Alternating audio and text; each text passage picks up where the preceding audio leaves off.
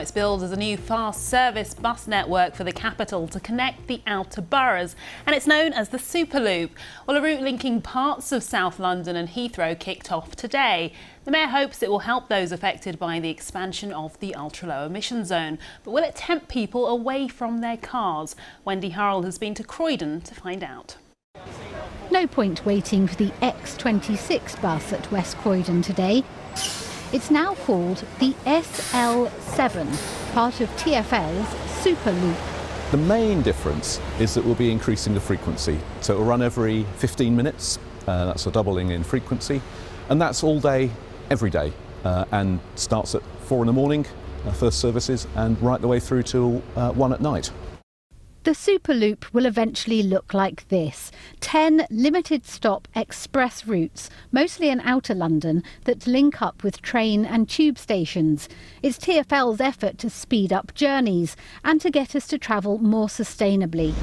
And that can only be a good thing for the environment, but it can be frustrating in some areas of outer London to get around on public transport, with journeys often taking twice that of a car.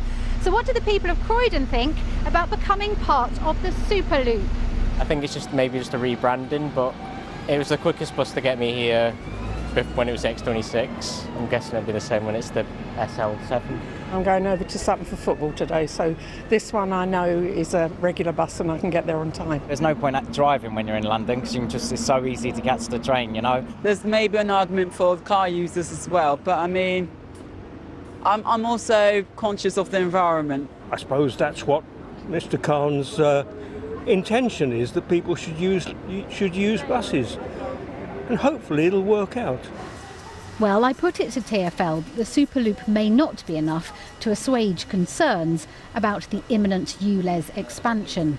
We're very aware that we need to do things to improve outer London's public transport. We've been increasing certain routes' frequencies, we've been extending certain routes as well, and there's more of that to come. Next weekend, the SL8 joins Harrow to Heathrow, and subject to consultation, the Superloop will be complete, but for the Silvertown Tunnel stretch, by spring next year. Wendy Hurrell, BBC London.